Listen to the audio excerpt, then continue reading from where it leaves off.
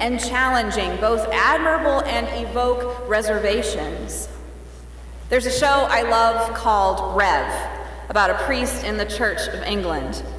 That priest has a crisis of faith to the point that he can't even get out of bed. His wife finds him burrowed under the covers, reciting the Beatitudes. He's broken his own heart and softly cries as he recites, "Blessed are those who mourn, for they will be comforted. Blessed are the meek, for they will inherit the earth. Blessed are the merciful, for they will receive mercy.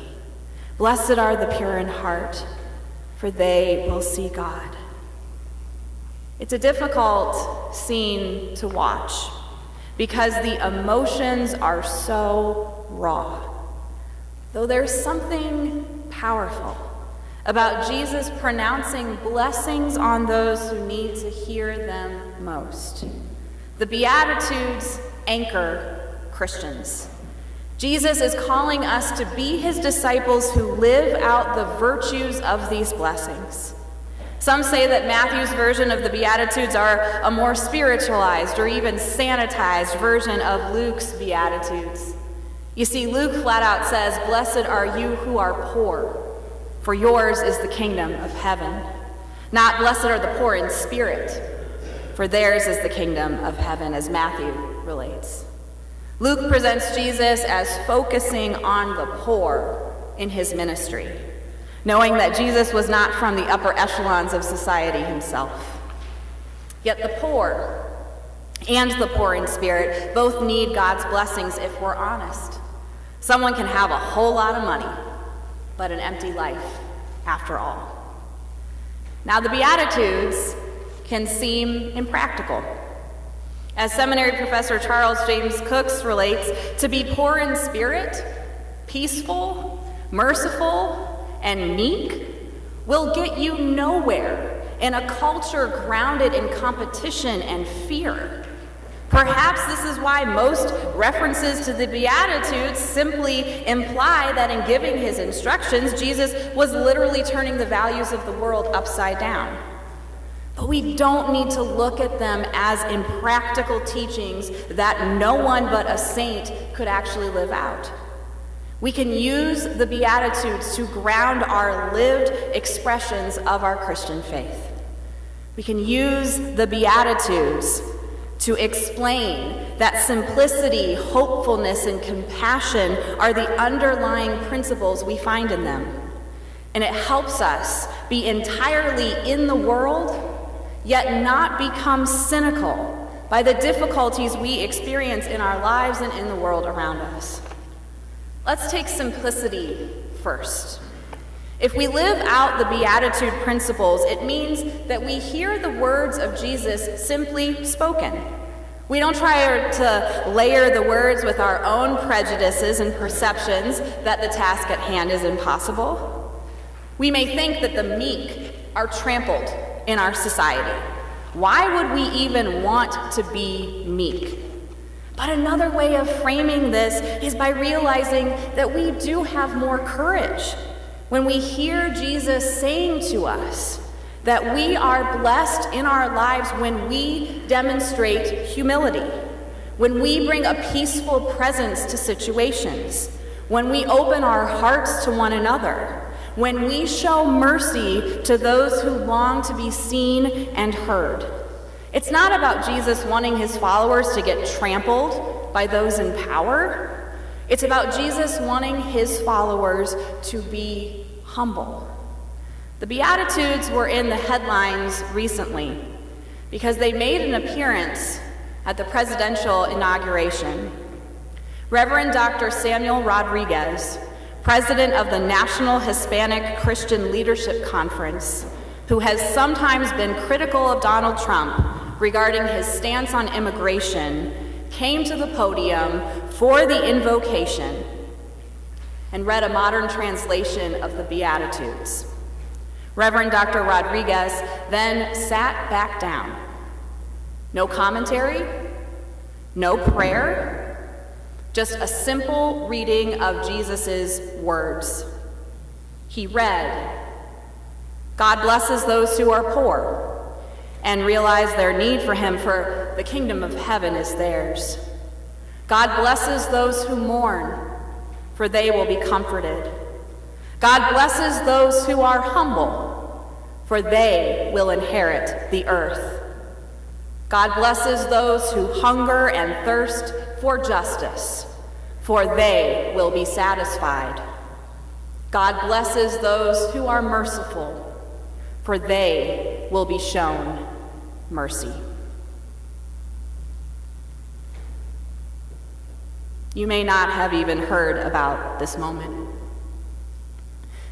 but people wondered, was this a small, subversive act of a minister speaking truth to power? You can't help but wonder how people heard it sitting up on that dais, especially if you don't overanalyze Jesus' words and let them be in their simplicity. God blesses those who are poor.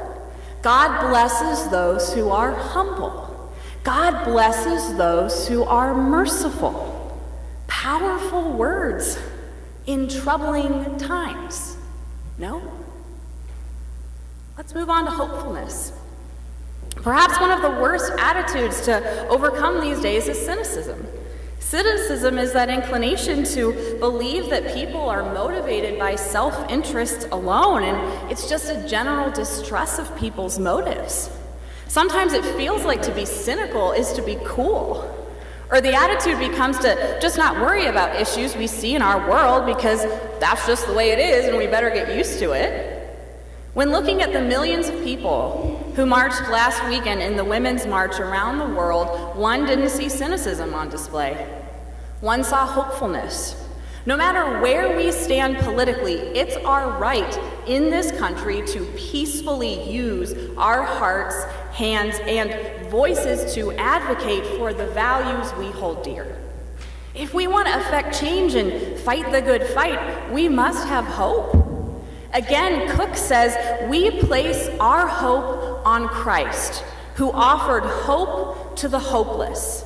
Thus, we are able to approach the world with a spirit of hope, even when the outward signs indicate otherwise. When we are hopeful, we stand in the world sure of the possibility that the day will come when mercy, humility, peace, and love are the descriptions of what it means to live.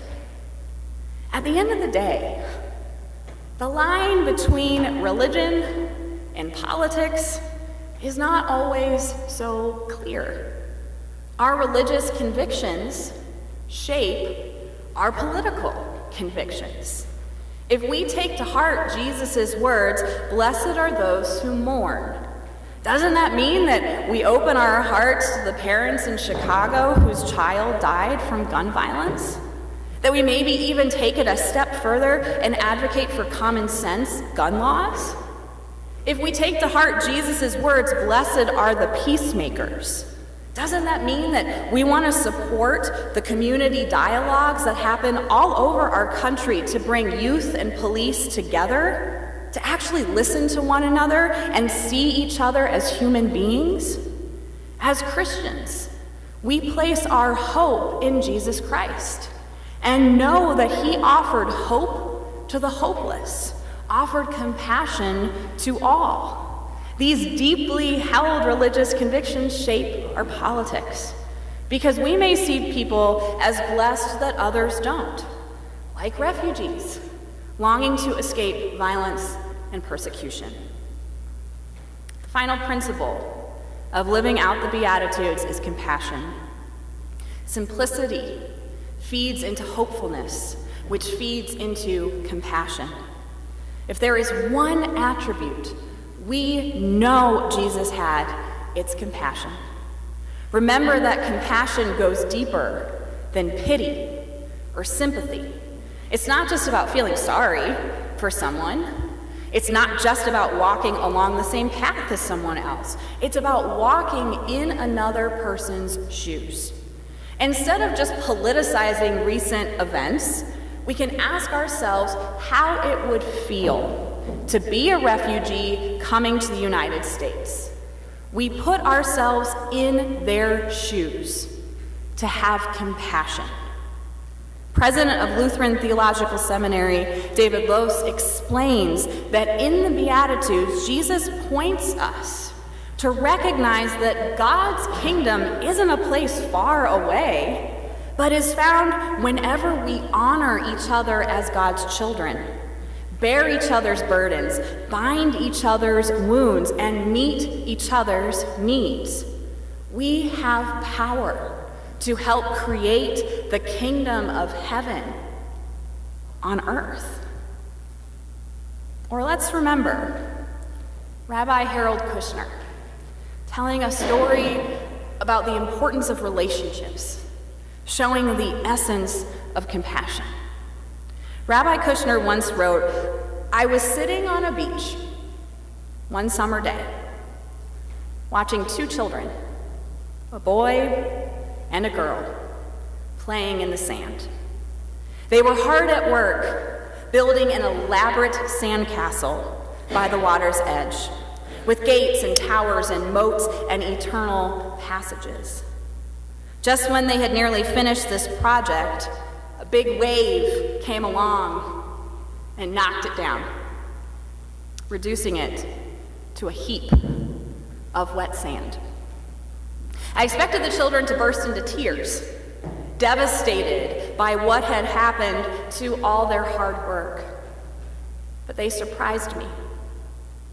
Instead, they ran up the shore away from the water, laughing and holding hands, and sat down to build another castle. I realized that they had taught me an important lesson. All the things in our lives, all the complicated structures we spend so much time and energy at creating are built on sand. Only our relationships to other people endure. Sooner or later, the wave will come along and knock down what we have worked so hard to build up. When that happens, only the person who had somebody's hand to hold will be able to laugh. Churches can grow as blessed communities through study, prayer, and service both within their walls and outside in the world. We can grow as a blessed community through compassion. The truth is that in churches, people do come and go. Pastors come and go. But the relationships built here can sustain us even if they don't last forever. If we have people in our lives who can hold our hands when the waves come, even for a little while, we are blessed indeed. In the end, Jesus declares us blessed, and as his hands and feet in the world, asks us to bless others. Jesus calls for us to bless the poor and the poor in spirit, to bless those who mourn and those who are meek, to bless those who hunger and thirst for righteousness, to bless the merciful, to bless the pure in heart, to bless the peacemakers, to bless those who are persecuted. For ours is the kingdom of heaven. Amen.